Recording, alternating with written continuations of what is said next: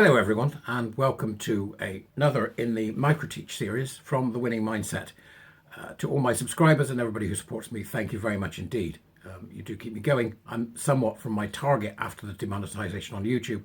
So if you enjoy this microteach, which is free to everyone, then please do subscribe to my Substack, links as required in my Twitter profile or on YouTube or on Facebook or wherever you see this. For £30 a year, 8 pence a day. It's currently on offer. Thank you very much if you do. There are times when something comes up that really is so good. It's got so much to it that it's worthwhile sharing it and trying to understand it. And this is one of those times.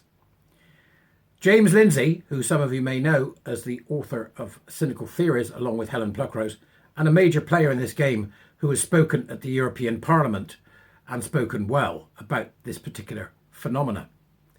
Gender identity ideology, queer theory, postmodernism. James, who I have the greatest of time and respect for, is a character, certainly an academic one. And as such, his words can be difficult to interpret, is how I'm going to put it, James. Difficult to interpret.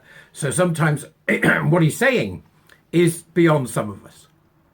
Right? So if you're like one of our warrior teachers who may be a specialist in nursing, understanding the philosophical warblings of James Lindsay is not going to be in your frame. It's that simple. So I thought, right, he's done something here and I'm really pleased with that. I think it's brilliant. And it's worth an explanation. So today we're going to get a micro-teach, and my thanks to James Lindsay for prompting this. Okay, so knuckle down. Okay, so this is a complex tweet that James has put up. For some people to understand, and understandably so. So the first thing that I would suggest is that you go and read it. Before you do anything else, before you listen to me warbling on, go and read it, okay? It's underneath, wherever this is, either on the Twitters or wherever it may be, or the link. So go and read it. Go and read what he said, right? And then come back. I'll wait here with a smile on my face. Oh, you're back. Good. Okay, right. Let's get started. Now, first thing you need to notice is that there was a picture of a skeleton, like a tarot card. Okay, so that's the first thing that you will have noticed, and there it is for you to have a look at now as well on here if you haven't bothered to go and read it. Right. Okay, so that's the first thing. And this particular one is from a woman who was pretending to be a male, so a trans-identified female, who was the satanic designer whose work led in part to the gigantic Target boycott last year. So this particular work that this woman does led to a boycott against Target, which is a large store in America. It was a very effective boycott. Transitioning is alchemy. That's what you can see there written on the skeleton. Now this becomes even more interesting now, you see. So what James would like to do, he says, I would like to discuss this socially Gnostic Hermetic statement. Right, so let's try and understand what he means. So socially Gnostic means it's about learning, it's about understanding, it's about revelation, it's about getting to, understanding something. And by hermetic, he means it's a sealed statement. It's a statement all of itself. It is a thing. It comes from a sealed system. Transition is alchemy. It comes from a sealed system. It's a statement. It's actually a statement based on belief. So transition is alchemy, is a belief statement. Yep, so that's what he's saying there. He wants to unpick it in some depth to clarify what gender ideology does. The first thing to understand is the term alchemy. Now, this is an interesting term. Alchemy is a magical process with particular metaphysical commitments beneath it. The basic idea is believing that some essential substance can be transmuted into some other essential substance. But it goes deeper than this. And James is absolutely right in saying it goes deeper than this in a fascinating way. But first, let's get our head around alchemy. Right. There was a great film called Hudson Hawk, made by Bruce Willis. It was one of the biggest, not made by, but Bruce Willis was in it, right? One of the biggest flops in history. Absolutely one of the biggest flops in history, and understandably so. It's just utterly bonkers, right? But it's about alchemy. It's about the idea that Leonardo da Vinci actually discovered how to turn lead into gold. So the basic understanding of alchemy is that. There's a great scene in it where they rob a bank singing, would you like to swing on a star? Would you like to swing on a star? Carry moonbeams home in a jar, or be better off as you are? Or would you rather be a pig? It's that kind of song. Right. But if you haven't seen it, it's great fun. It's just bonkers. Called Hudson Hawk. So that's basic alchemy. Lead to gold. Right? It's been part of our history and part of our story for years. Years and years and years. What he's talking about here is a different kind of alchemy. And that's what we've got to get our heads around. So alchemy rests on a metaphysical commitment to a kind of Gnostic and Neoplatonic dualism that sees true substances as divine and physical, real substances, not just as mundane, but as fallen, vulgar, and contaminated, right? I love the way that James says at the beginning, I want to clear this up. Thanks, James, right? I'll read that again. Alchemy rests on a metaphysical commitment to a kind of Gnostic and Neoplatonic dualism, right? So what he's actually saying there is, right, that some people believe that there is such a thing as mind-body dualism, like Cartesian dualism is another one. So what he's saying is that the idea of alchemy that he's talking about relies on the fact that the people who practice it believe it is possible to separate the mind from the body. This is a faith concept, a religious concept. Yeah, the idea of a separate soul in the body as a sack. Thanks for clearing that up, James. Right? I love it. He's great. So he's saying that they see the idea of the real body. So my horrible body that I'm having to deal with, right? My body is a physical, real substance, but it's seen as vulgar and contaminated, i.e., it's fallen as in the religious idea of the body is a fallen thing. The individual is a fallen thing. That's what he's saying. You get it? Right? So inside, the soul is divine. Not as in, you think you're a man, but you're only a boy. But no, not that divine, right? The soul is divine in so much as it is trapped within the vulgar body, right? The contaminated vulgar body, and the soul must be freed from the body. Do you understand where I'm coming from with this? Because it took me a while to understand where James was coming from, and I hope that's now clearer. So what he's saying here there is, transition is alchemy. Is therefore a statement referencing a fundamental, a fundamentally spiritualist belief that there is a true substance to the person that is being liberated from its fallen form, the body being the fallen form. Forbidden fruit and all that. The body imprisons this soul, and it is through a magical process of transmutation. It is magical. That body is relieved from the soul. They think the other way around. It's the soul has to be relieved from the body, right? So the soul is a separate thing to the body. You got it so far? They believe in the alchemical process of the body being able to alter through thought, through belief, the body in a successful way. Perhaps the greatest contemporary expositor, i.e. the bloke who rattles on about this the most, is George Soros, who explains its purpose in operational success. This is one of his ideas and comes from his books. He claims that alchemy doesn't exist in the physical sciences, or doesn't only in the social sciences, which should be called social alchemy. So this is a problem of the social sciences. Who's been saying this for a long time? It's Nibs here. Social alchemy, not the changing of lead into gold, but social alchemy, the changing of society as in an alchemical way, is therefore achieved in the following way. Conditions are set to lead significant numbers of people to believe a politically, and I'm going to add culturally to that, James, a politically or culturally actionable lie or set of lies. So in order for the seedbed of this alchemical process to take place, there has to be the lies at the beginning of it. You've got to believe the original lies. The lie that becomes consensus or convention, i.e. when it becomes consensus or convention, it is socially true, in exclamation marks. Not actually true, but socially true. Trans women are women, right? These lies become socially true. Everybody is born racist. These lies become socially true.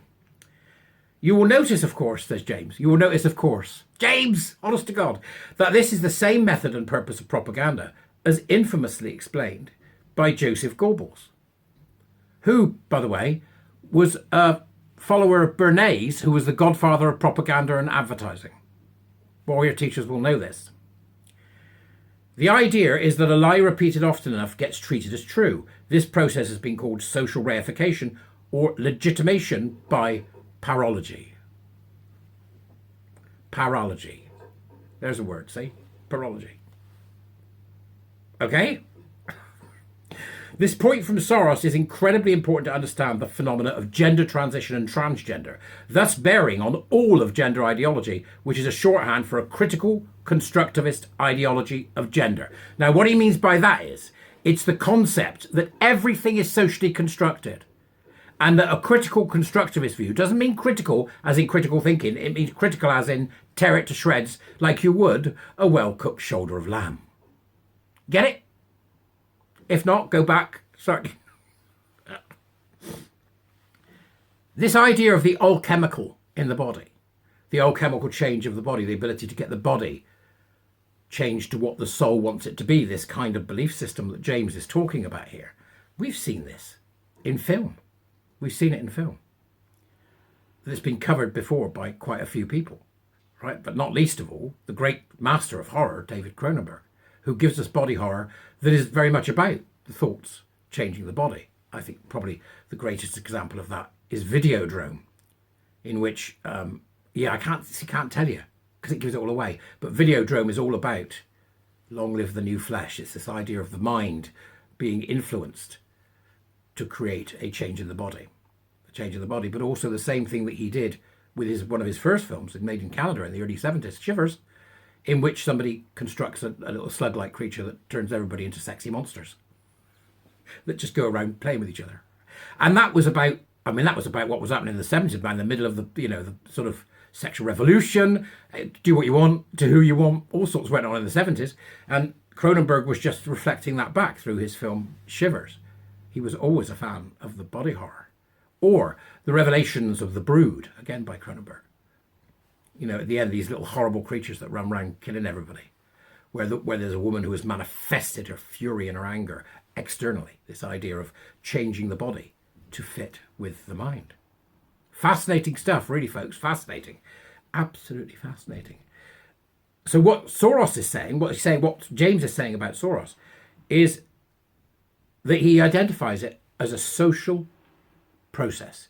He says social alchemy is explicit as a dialectical process, which means it's about conversations, about talking, it's about the exchange of meaning, it's about the exchange of knowledge, it's about trying to build a new consensus that will follow this idea of mind-body dualism, that there is a soul and a body that are separate. It's about building a consensus. Now, this process, says James, locates it not only in the same current as Marxism, right, which is where you talk about power and oppression narratives. It's not Marxism as in the original proletariat and bourgeois, it's Marxist in its framework, its skeletal framework, which uses power and oppression as the narrative, the only narrative there is to create the right conditions for it to become held as true within society. This is fascinating stuff, isn't it? Fascinating.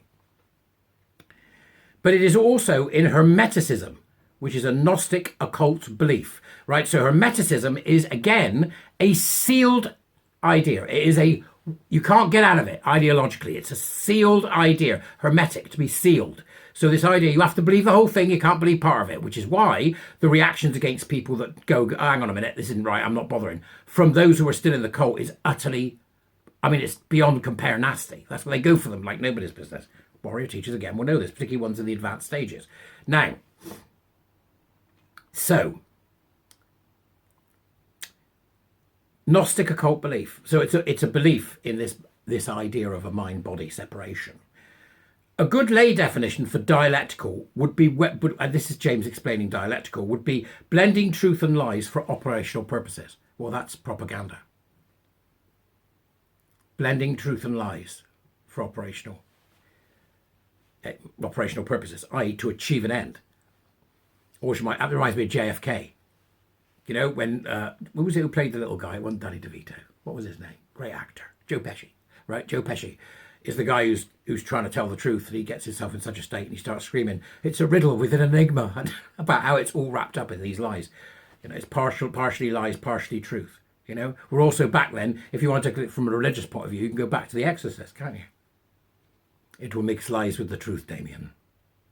That's, you know, so it's this whole thing has this, if you're a religious individual, it has this resonance, doesn't it? This resonance with the fight between good and evil. This is whichever lens you come at it from. It's fascinating, isn't it? Again, I keep saying that. Stop saying it. So this means that essentially dialectical is manipulating people's understanding of circumstances so that they'll adopt actionable beliefs with political consequences. It explicitly relies upon distortion. So it doesn't look at the truth. It's not interested in the truth. That's why my own truth, my lived experience is absolutely vital to this cult. Is because it mixes the truth with lies and it wants to achieve actionable benefits by actionable beliefs. You take on those beliefs and you will go into action for them. You will become a crusader for the cause, or a cultist, as I call them. Soros says explicitly that what moves history isn't truth, but the difference between truth and what people actually believe or can be led to believe. That's interesting, isn't it? It's not actually that truth is that history isn't truth, but the difference is between truth and what people actually believe. I don't think history is that at all. I think history is a culmination of what we get together and decide is what we believe. I mean, it's not, we don't know what happened in the past because the stories are told. It's just the nature of being human. But this exploits that. This exploits that. It exploits it. It attacks history and says, oh, this history isn't true. Actually, X was Y. That's what it does. And we know this. If you look at what's happened to the women's movement, if you look at what's happened to the gay, particularly the gay movement with the takeover by the LGBTQ cult, you can see what they've done there. You can see how they've changed or attempted to change history in order to bring their belief system some kind of credibility. What James then says here is fascinating. There's a lot here, but what it all tells us is that the point of gender ideology isn't individual transition, right? So forget the individual. It's not individual transition. The individual is just a pawn in the game. It's not individual transition. It is actually social transmutation. It's about changing the very basis of our society. There's the alchemy, social transmutation. It has little or nothing to do with the individual in question, who is little more than a wedge to transform social beliefs and attitudes. This is a phenomena we are seeing. I've explained to the warrior teachers, and we've discussed this in our sessions, unanchor sex and you unanchor the very fact of us. So they're not going after, well, so-and-so did this. They're going after sex is the reality. They want to unanchor that. Unanchor that and you unanchor the ship of humanity. Because that's where it begins, sex. Who are we? Let's continue. In other words, just like Soros indicated, the alchemy of gender transition is a social phenomena. You understand? It's a social phenomena. It's got nothing to do with the individual. The individual will become a damaged unit in the fight and will eventually, be so ill they can't continue. It doesn't matter because the individual doesn't matter, because this is a collectivist idea. And you sacrifice the individual in the name of the collective. It is not an individual process that obtains in physical reality, i.e. becomes in physical reality. It is a social process that obtains in social reality through social reification and legitimation by parology. There's that word again. Okay. That means that gender transition is a matter of people believing gender transition. This is a belief system. We've said this all along, and this belief system is something that is going to damage our society beyond repair. Mark my words. It's a matter of believing gender transition is a real thing, which is to say that it isn't a transgender person daring to live in the world, but one transgender person daring to live in the world, but one forcing everyone else to live in a world that doesn't exist. And that's a big difference. So this is the individual dictating, the ultimate in selfish individualism, dictating to the rest of the world, you will live according to me. They think they're a god.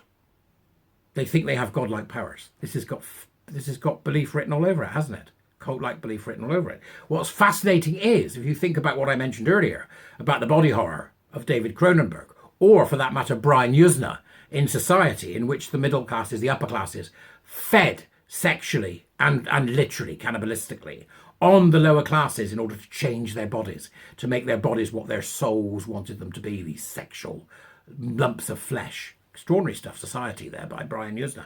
And then you can also tie in with this a film that's part of the Warrior Teacher program, which is In the Mouth of Madness by John Carpenter, in which reality is constructed from words. These fascinating cultural insights tie in to what James is telling us here.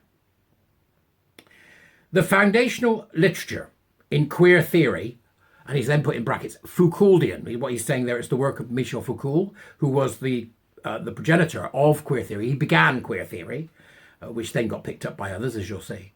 His Foucauldian analysis, sexuality theory and feminist theory, etc., all attests to this understanding. The soul, the divine part, is not imprisoned by the body as much as the body is imprisoned by the soul. That's Foucault and Butler's view. Okay? So, in other words, your body is the imperfect, damaged thing that you have to live in, and the soul needs to be liberated from that. And in the particular case of transgenderism, it's liberated by destroying the body and trying to meld it in the image of what your damaged psyche tells you need. Although, of course, in their eyes, your psyche is not damaged, it's just your soul. And therefore, we must capitulate to the soul. It's the worship of the individual. The rabid individualism. Yep, gone too far. So, Foucault and Judith Butler, both queer theorists, what it refers to is the idea, I mean, it's amazing, there's a video going around, if I can find it, I'll stick it in, of Judith Butler saying, oh, it has to be communist to do this. She actually says it.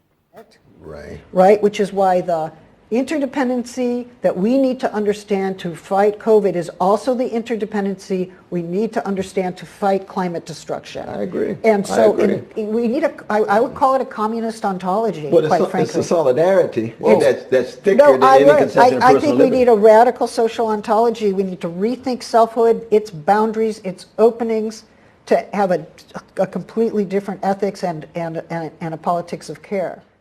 So what it refers to is the idea that one soul, who you are, is actually a social phenomenon. A constructed part of the broader Geist, right? Now, Geist, by Geist, I mean G-E-I-S-T, Geist, he means a dialectical spirit, the part of you that takes part in social language and producing meaning and having conversations and doing all that type of stuff. So it's part of the broader Geist of society. Butler's view, following from Foucault, is that the Geist constrains the soul so that it is scripted onto the body, right? So you get this? So the soul, which needs to be freed, is scripted onto the body. It's the body that's calling the tune. So it's the body that's calling the tune. And that's what they have a problem with. They think that the body should do what the soul wants. Right, so critical constructivists, that's hard to explain in a really simple term, except to say that constructivists think everything is constructed, that nothing's real. So critical constructivists tear down reality. That's their job. Does that make sense? Critical constructivists believe every phenomenon is the result of social reification. It's raised by society, therefore it must be a reality, because there is no reality. It's all constructed. So they say, for example, as James uses here as an example, a doctor assigns sex at birth. That's the basics, the basic fact. We accept that, then society is obsessed with genitals. If a doctor assigns sex at birth, society becomes obsessed with genitals. So that society, the assigned at birth, is another hermetic phrase, right? It's fixed. It's in part of a belief system that can't be changed. So we accept that sex is assigned at birth, and the next thing you know, people are obsessed with genitals. That's how it works. The exchange of language. That's the dialectic, the conversation that's taking place. So this creates conditions that socially reinforce expectations about one's sex or gender in a giant society-wide drag show, right? That's what they're saying is going on. So they'll say, well, actually, sex is assigned at birth, in which case doctors get it wrong all the time, and then we're all living in a drag show. Makes perfect sense, James. Thank you very much. They also believe that by adopting critical constructivism, which is another word for woke, okay? This is what wokeism is. This is what the woke are. A person can see through this imprisoning dynamic and set the divine part of themselves free from the controlled set of social expectations.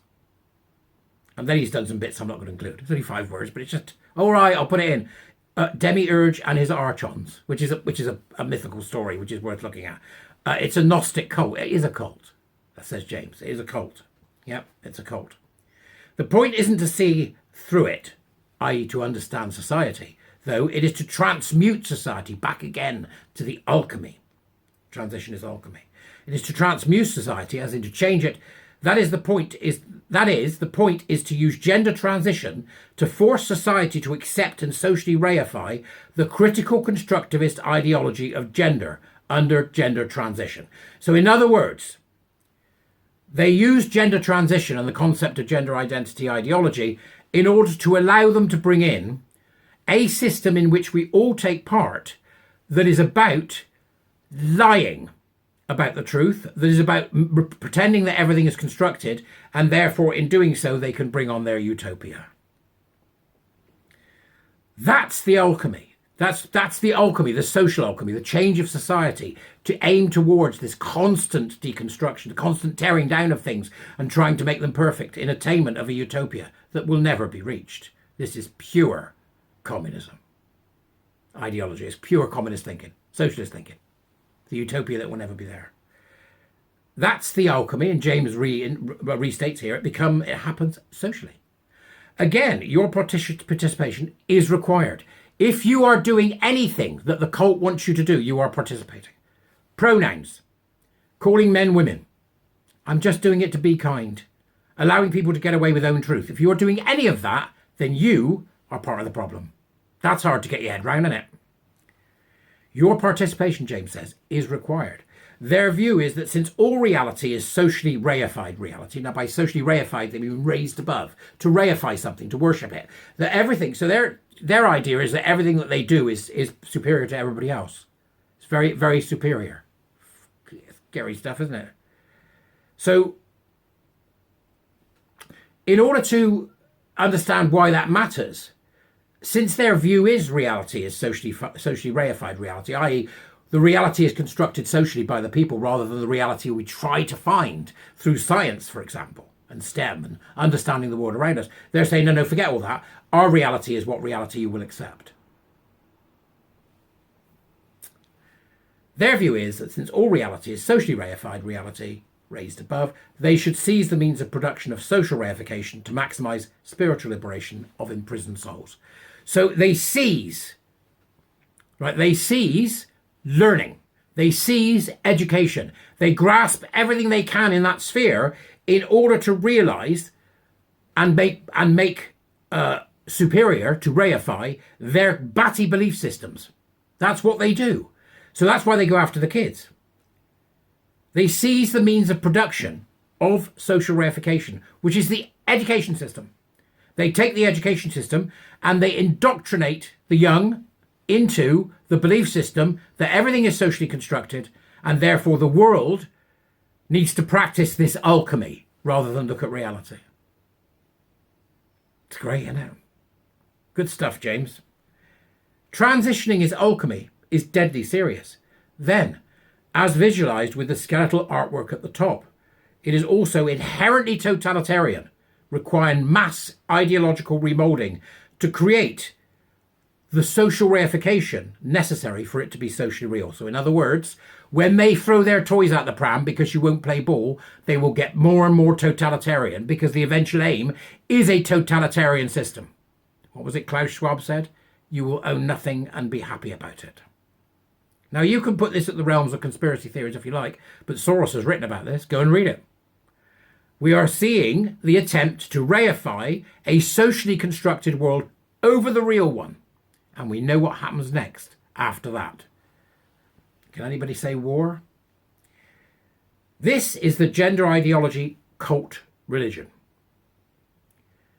which requires universal belief. Again, it isn't about transgender people daring to live in the world. It is about using transgender people to force everyone to live in a world that doesn't exist. Incidentally, this also explains in part why leftism always produces radically ugly presentations in people, which is a tragedy. By presenting their fallen vulgar form as ugly and degenerate, they seek to force you to recognise the divine part within themselves. That's very true, which is that kind of behaviour that we see in leftist art, or what they call art, like covering themselves in urine and stuff like that. They're doing that in order to say you're missing the divine part of me. You're not paying me enough attention. It's pure narcissism. That's exactly what this is. Right? It's the reification of the individual, the raising of the individual above everything else, by using the tools of the collectivist ideologies of the 20th century to get people to believe in what essentially is a belief system in a dual body and mind, and by doing so then to use the language and infiltrate history and education in order to get you to think like the cult does. That's the game. Okay? I'd like to thank James Lindsay for this, and please do, I urge you to become a Warrior Teacher. Come and join us. This is the kind of stuff that we do. It's really exciting. And if not, can you please join my Substack so I can keep going? It's £30 a year. If you can do that, I'd be really grateful. Other than that, I'll leave you with this now. Thanks. All right? Have some fun. I know it's difficult. You might have to watch it more than once for some cases, but do try and get your head about it, and let's start some conversations. This is how wicked this cult is. It is unbelievably wicked. All right? Oh, sounds like a conspiracy, doesn't it? Thank you very much for watching this micro teach from the Winning Mindset. Go well.